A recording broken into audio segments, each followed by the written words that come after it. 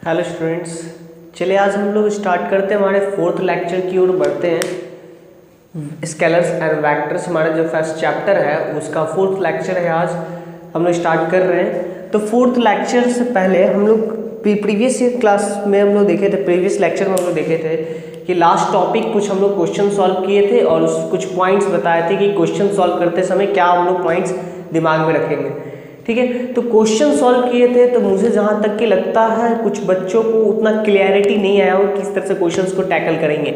मगर इस बार देखिएगा हम दो केसेस लिए हैं और दोनों को क्वेश्चन हम लोग ये सॉल्व करके दिखाएंगे। सेम तरह का वेक्टर्स है मगर देखिएगा डायरेक्शन सिर्फ अपोजिट है। इसमें देखिएगा ये डायरेक्शन इधर की ओर है और इसका डायरेक्शन इधर की ओर है। ये सेम इधर है मगर इसका डायरेक्शन जो है वेक्टर बी का इस साइड है। तो इस तरह के क्वेश्चंस में क्या डिफरेंसेस आएंगे वो हम लोग अब देखेंगे। ठीक है, तो डायरेक्शन जो वेक्टर का उस हिसाब से हम क्वेश्चन कैसे सॉल्व करेंगे वो हम लोग देखते हैं। ठीक है, तो देखिएगा इस पॉइंट में कि वेक्टर बी और वेक्टर ए दोनों जो है वो टेल टू टेल मैच्ड है। क्या है? टेल टू टेल मैच्ड है। तो पहले भी हम लोग लास्ट पिछले लेक्चर में लास्ट बार हम बताए थे कि एक पॉइंट नोट करके लिख लीजिएगा कि एंगल हम लोग कौन सा लेंगे।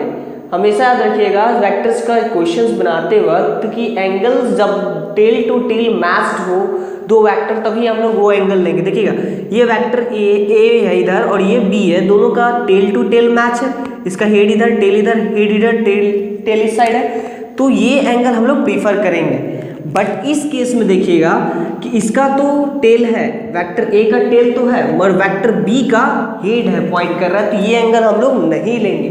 ठीक है, तो ये दोनों केस में देखिएगा मैग्नीट्यूड हमने सेम रखा है, ए और बी का यहाँ भी सेम रखा है, बस डिफरेंसेस एंगल भी सेम हमने पुट किया बट डिफरेंसेस कहाँ आएगा वो हम लोग चेक करेंगे। ठीक है, तो ध्यान दीजिएगा इस केस में तो सिंपल है, टेल टू टेल है तो एंगल वही ले लेंगे, मैग्नीट्यूड वही है। तो एडिशन ऑफ वेक्टर्स में मैग्नीट्यूड क्या होगा, यानी कि जो मेरे पास रिजल्टेंट वेक्टर निकल के आएगा जो ये निकलेगा एक वेक्टर a प्लस बी, यही शिफ्ट कर देंगे हम लोग यहाँ पे ये, तो ये वेक्टर हो जाएगा b। ठीक है, तो ये वेक्टर b था और इसका मैग्नीट्यूड कितना है 7, तो यही a प्लस बी होगा, तो इसका मैग्नीट्यूड क्या होगा, तो इसका फॉर्मूला है मेरे पास। तो vector a plus B previous classes में लोगों ने देखा है, इसका मैग्नीट्यूड का फॉर्मूला क्या था, under root of A square plus B square plus 2ab cos theta, कुछ यही था, बिल्कुल है। तो ध्यान दीजिएगा यहाँ पर कि a प्लस बी जो है मेरे पास, एक सेकंड, a प्लस बी का जो मैग्नीट्यूड है मेरे पास वो देखिएगा कैसे डालेंगे यहाँ पर, सिंपल, तो ये हटाइए अभी। यहाँ देखिएगा a का मैग्नीट्यूड कितना है, तो 5, तो 5 का स्क्वायर 25 हो जाएगा, b का मैग्नीट्यूड कितना है 7, तो 7 का स्क्वायर क्या हो जाएगा 49 प्लस 2 इंटू ए क्या है 5, बी क्या है 7 और साथ में क्या है कॉस थीटा, तो थीटा कितना है देखिएगा, हम लोग को यही एंगल लेना है तो 60 डिग्री हो जाएगा, बिल्कुल। तो यहाँ ध्यान दीजिएगा, तो रूट ओवर 25, यहाँ देखिएगा इधर 25 है और ये कितना 49 है, तो 74 हो जाएगा क्या।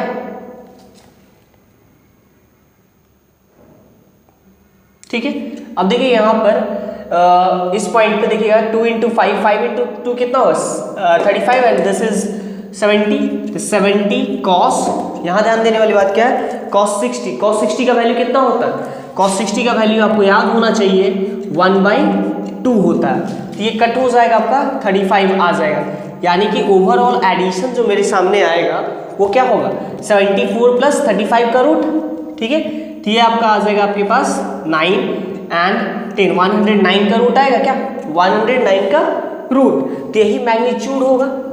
हमको इसमें सिंपली दोनों क्वेश्चंस में मैग्नीट्यूड ही निकालेंगे। ठीक है, तो मैग्नीट्यूड ये आ जाएगा, तो ये हो गया पहला कैंसर। बट इस केस में क्या, इस केस ये केस तो आसान था, सिंपल हम लोग एंगल यही ले लिए, बट इस केस में क्या होगा, इस केस में थोड़ा सा ध्यान दीजिएगा, ये चेंज हो जाएगा। हमको क्या करना पड़ेगा, ये दोनों को टेल टू टेल मैच करवाना पड़ेगा। कैसे करेंगे, तो या तो इस वेक्टर को या तो इस वेक्टर को शिफ्ट करना पड़ेगा, किधर, ताकि मेरा टेल टू टेल, यहाँ ध्यान दीजिएगा, अगर हम लोग इसको यहाँ शिफ्ट करेंगे तो क्या होगा, हेड टू हेड हो जाएगा, पर हम लोग क्या हेड टू हेड से भी एंगल ले सकते हैं, पर सॉल्व करने का तरीका वो नहीं है। तो टेल टू टेल कैसे करेंगे, इसको अगर आगे शिफ्ट कर दे, देखिएगा इस साइड ऐसे शिफ्ट कर दे तो ये आगे हो जाएगा, टेल टू टेल आ गया, उसी तरह से मतलब क्या हो जाएगा, वेक्टर कुछ ऐसा हो जाएगा आपके सामने, ये था वेक्टर b, यहाँ ध्यान दीजिएगा इक्वल टू 7 यूनिट था, उसी को हम लोग आगे शिफ्ट कर दिए उसी डायरेक्शन में, तो ये वेक्टर b का मैग्नीट्यूड मेरे पास आ गया, ये कितना है 7, और ये वेक्टर a है आपके पास और इसका मैग्नीट्यूड कितना है 5। तो रिजल्टेंट किस तरह से निकलेगा कुछ, और ये देखिएगा यहाँ ध्यान दीजिएगा ये 60 डिग्री था। अब एंगल हम लोग क्या ये तो नहीं लेना था, लेना क्या होगा टेल टू टेल, तो ये एंगल कितना होगा 180 माइनस 60 होगा लीनियर पेयर से, ये एंगल और ये एंगल और ये एंगल क्या है लीनियर पेयर में है, तो 180 माइनस 60 डिग्री हो जाएगा। तो इस केस में इसका वैल्यू कितना आ गया 120 डिग्री। ध्यान दीजिएगा तो रिजल्टेंट किस तरह से मिलेगा, तो सिंपली हम लोग इसको इरेज कर लेते हैं थोड़ा सा, इसको आप देख लीजिएगा वीडियो पॉज करके, ध्यान दीजिएगा। तो यहाँ पर ये हो जाएगा 120 डिग्री और इसका रिजल्टेंट कुछ इस तरह से मिलेगा हमको, बिल्कुल मिलेगा। तो ये क्या हो जाएगा a प्लस बी का मैग्नीट्यूड हमको निकालना है, a प्लस बी है, ये a प्लस बी का मैग्नीट्यूड क्या हो गया, ध्यान दीजिए जल्दी से, a प्लस बी का मैग्नीट्यूड का सेम फॉर्मूला है root over a square plus B square plus 2ab cos theta, क्या यही है, बिल्कुल है। अब ध्यान दीजिएगा यहाँ पर, तो ये क्या मिलेगा हमको, ये क्या मिलेगा हमको, ध्यान दीजिएगा यहाँ, तो रूट ओवर ए क्या है सेम चल जाएगा, सब कुछ क्या है 5, तो 25 आ जाएगा प्लस 49 आ जाएगा, और साथ ही साथ 2ab कॉस थीटा, 2 यानी कि 70 कॉस थीटा, कॉस अब क्या होगा कॉस यहाँ 60 की 120 होगा और कॉस 120 डिग्री। थोड़ा सा यहाँ ध्यान और दीजिए एक बात कि cos 120 क्या होता है, यानी कि एक फार्मूला हम लोग जानते हैं, आप लोग अगर नहीं भी जानते हैं, अगर 10th में ट्रिग्नोमेट्री में ये फार्मूला नहीं भी पढ़े होंगे तो 11th में आप बेसिक्स में ही आप सीख लीजिएगा कि cos 90 plus theta is equal to क्या होता है माइनस साइन थीटा होता है, यहाँ ध्यान दीजिएगा। तो cos क्या मेरा 120 है, cos 120 डिग्री हमको निकालना है ना, तो cos 120 क्या लिख सकते हैं 90 प्लस 30 लिख सकते हैं, तो ये क्या आ जाएगा माइनस ऑफ साइन 30 डिग्री। तो यहाँ पर हम cos 120 का ये वैल्यू होगा माइनस ऑफ साइन 30 कितना होता है 1/2 होता है, तो इसका वैल्यू क्या मिला हमको, ये मिल गया माइनस ऑफ 1/2।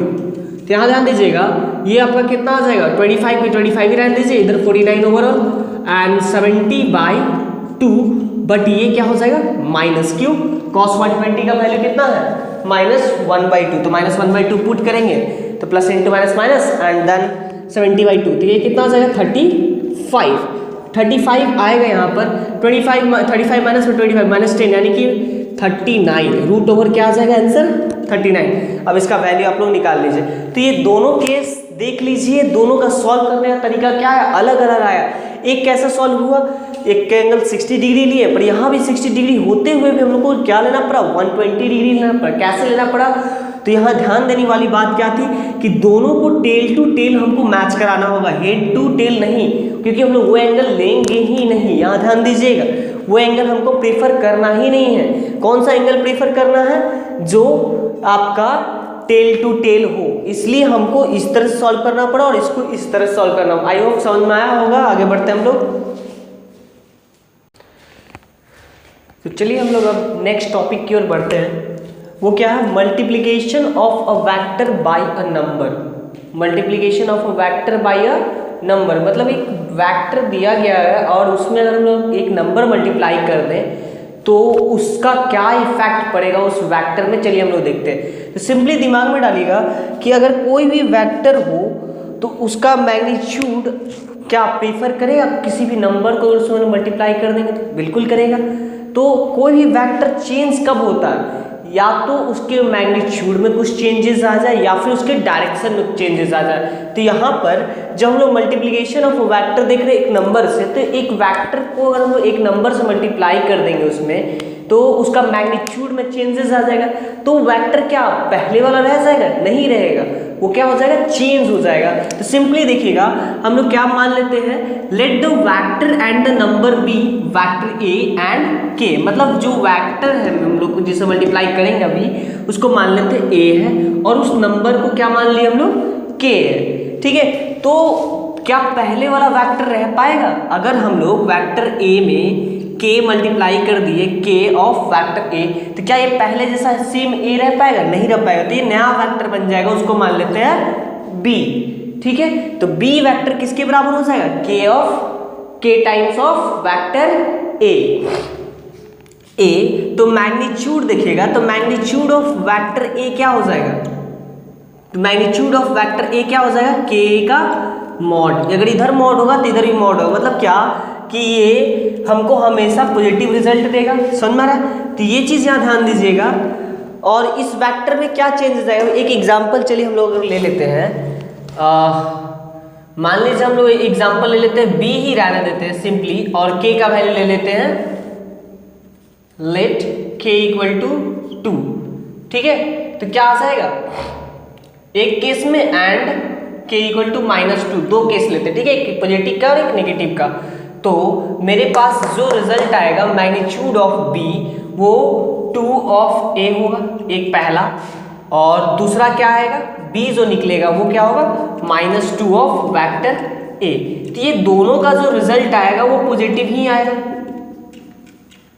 समझ में आ रहा है? तो जो भी हो वेक्टर a का मैग्नीट्यूड उसमें क्या मल्टीप्लाई हो जाएगा? 2।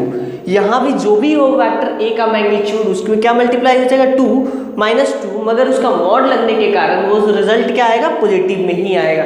ठीक है, ये पॉइंट नोट कर लीजिएगा। ठीक है, वेक्टर a का कोई मैग्नीट्यूड पुट कर लीजिए, वेक्टर b आप निकाल लीजिए किसी भी हाल में, मीन्स अपने से कुछ भी वैल्यू डाल दीजिए और निकाल लीजिए, चेक कीजिए एग्जाम्पल।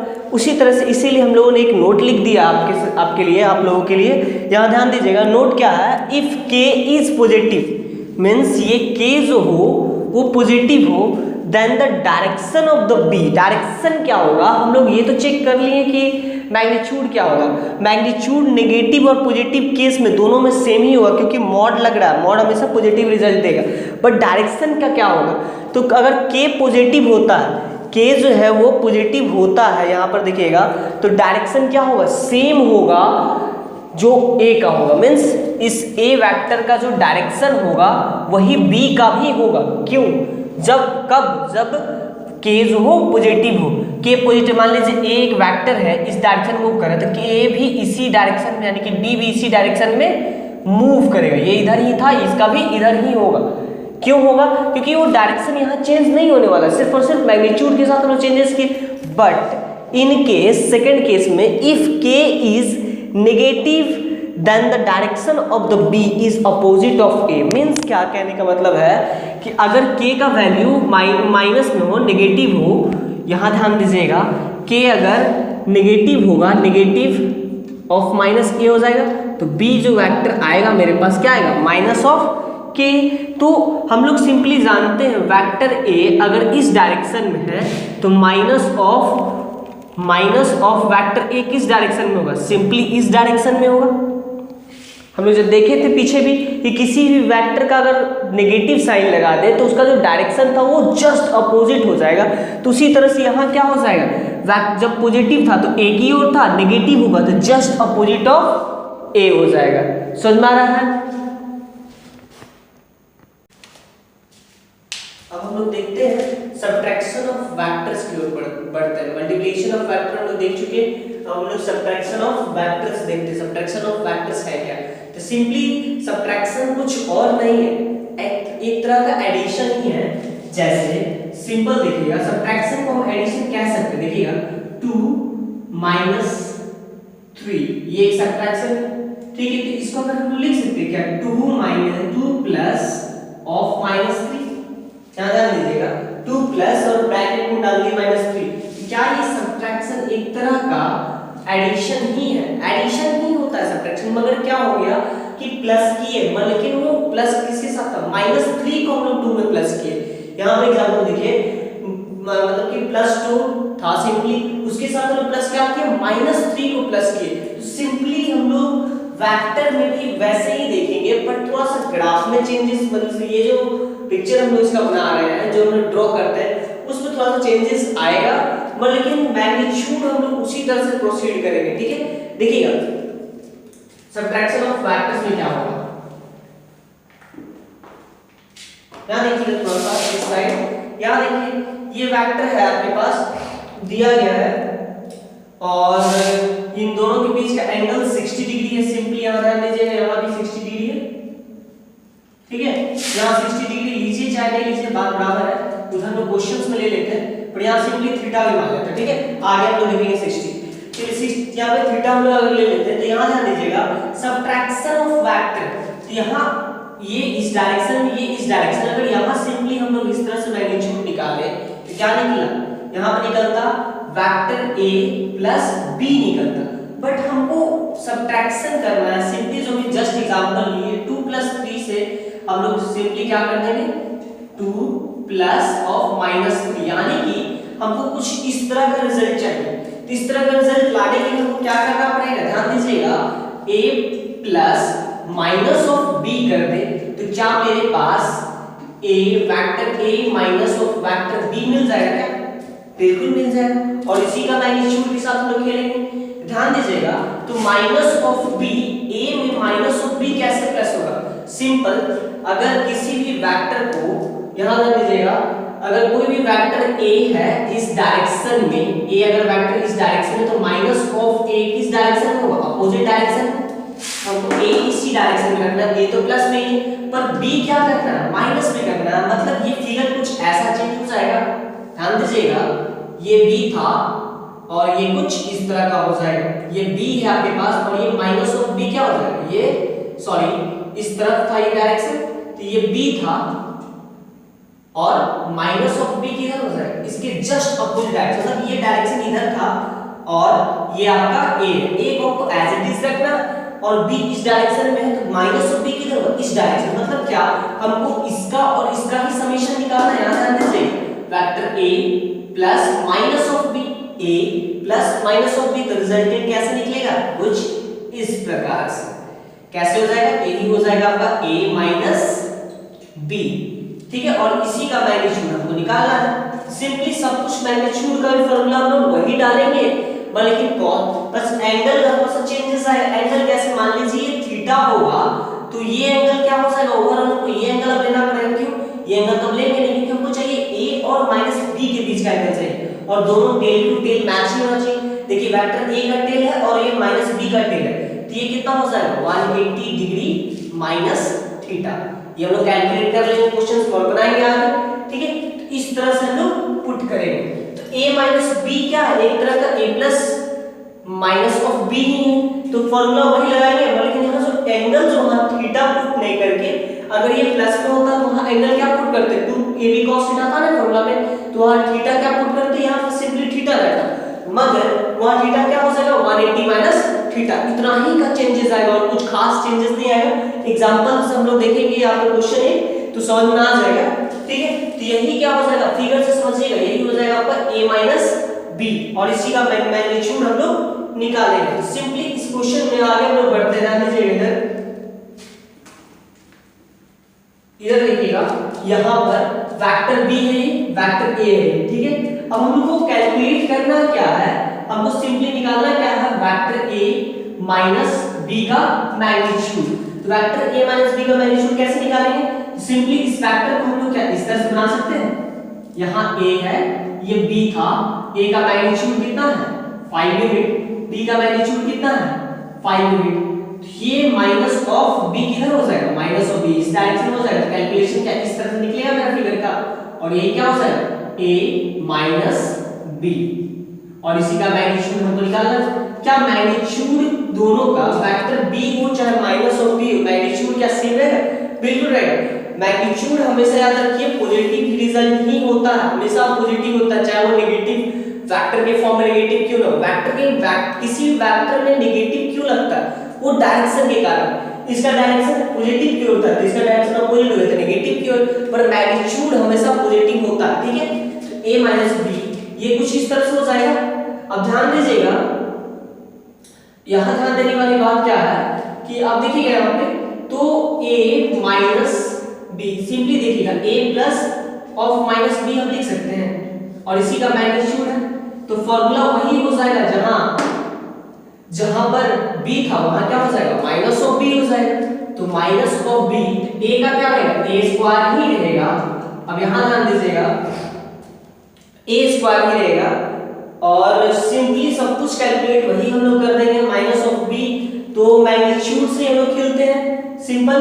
यहाँ ध्यान दीजिएगा ए क्या है, यहाँ पर ए आपका सिंपली वैल्यू डाल दीजिए, ए स्क्वायर का वैल्यू, उसी तरह से माइनस बी का मैग्नीट्यूड का स्क्वायर, ठीक है, उसी तरह से प्लस 2 ऑफ ए का मैग्नीट्यूड और बी का मैग्नीट्यूड, क्योंकि हम लोग वैल्यू हम लोग मैग्नीट्यूड ही डालते थे, ठीक है, तो माइनस बी से मॉड लगा दिया हम लोग, ठीक है।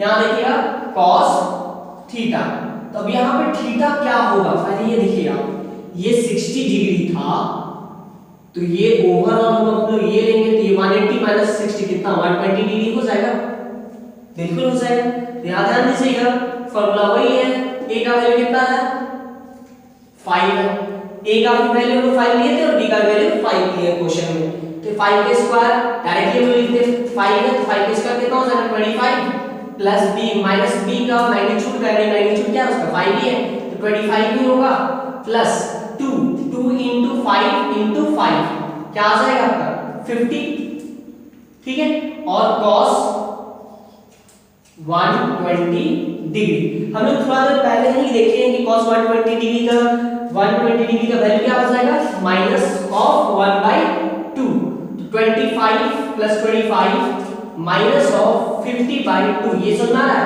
क्योंकि cos 120 का वैल्यू कुछ देर पहले निकाले हैं, क्या होगा माइनस 1/2, तो ये हो जाएगा आपका 25 हो जाएगा, एक 25 यहां से चला गया, वैल्यू क्या आ जाएगा आपके पास √25, दैट्स तो √25 आपको क्या वैल्यू देगा, यही रिजल्ट क्या आ जाएगा। देयरफॉर इसको हम लोग थोड़ा सा इस साइड इरेज करके लिख लेते हैं, तो ये वाला आप उतार लीजिएगा थोड़ा सा पहले ही, हम अभी इरेज करते हैं, वीडियो पॉज करके आप उतार सकते हैं आराम से। तो क्या मेरे पास वैल्यू आएगा देखिएगा, तो therefore a factor a minus b का मैग्नीट्यूड जो निकला मेरे पास वो क्या निकलेगा √25, दैट इज 5।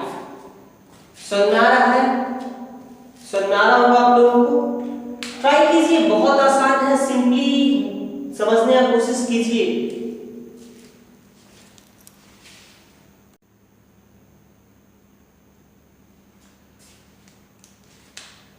चलिए अभी नया टॉपिक देखते हैं हम लोग, यूनिट वेक्टर।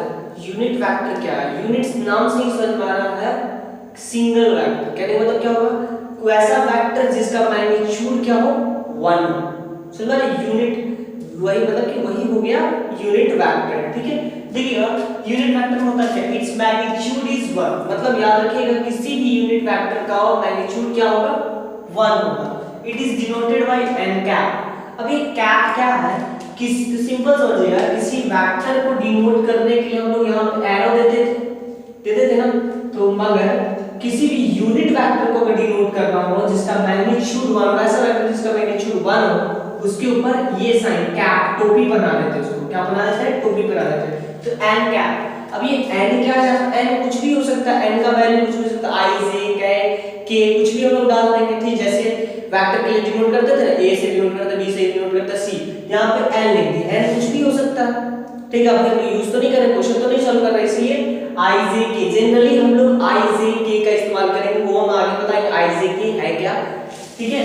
तो उस तरह से क्या समझ में आ गया होगा, और इसका डायरेक्शन क्या होगा, यूनिट वेक्टर का हमेशा रखिए सिर्फ एक मेन उसका पार्ट क्या होता है डायरेक्शन, वो किसी भी नंबर के साथ वो अगर मल्टीप्लाई हो जाए तो वो उस डायरेक्शन की एक वेक्टर दे देता है। सिंपली आगे से हम यहाँ लिखे, नोट करके देखिएगा, when we multiply a number with unit vector then the number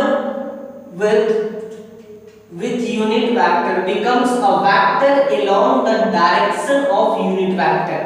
means कहने का मतलब क्या है, सिंपली कि अगर हम लोग किसी भी नंबर में अगर एक यूनिट वेक्टर अगर हम मल्टीप्लाई कर देते हैं तो वो दोनों मिलकर क्या बनेगा, एक नया वेक्टर फॉर्म करेगा जिसका मैग्नीट्यूड, तो वो नंबर क्या होगा उस पर डिपेंड करेगा, मगर डायरेक्शन क्या हो जाएगा, डायरेक्शन सिंपली जो यूनिट वेक्टर का डायरेक्शन था उधर ही उसका डायरेक्शन हो जाएगा। समझ में आ रहा है, कुछ जैसे कि एक एग्जांपल लेते हैं, एक नंबर ले लिया हम लोग 7, ठीक है, और यूनिट वेक्टर ले लिए i कैप, i के ऊपर कैप डाल दे तो यूनिट वेक्टर है, ठीक है। तो न्यू नंबर जो न्यू हम लोग का फॉर्म्ड वेक्टर बना, नया जो फॉर्म्ड वेक्टर होगा वो क्या हो जाएगा, will be 7 into i cap, 7 i cap, एक नया वेक्टर हमको मिल चुका है, ठीक है। तो ये क्या हुआ 7 i cap, its direction is along i cap. अभी i कैप j कैप क्या है वो भी हम लोग समझेंगे आगे, ठीक है। तो चलिए हम लोग देखते हैं, आगे बढ़ते हैं।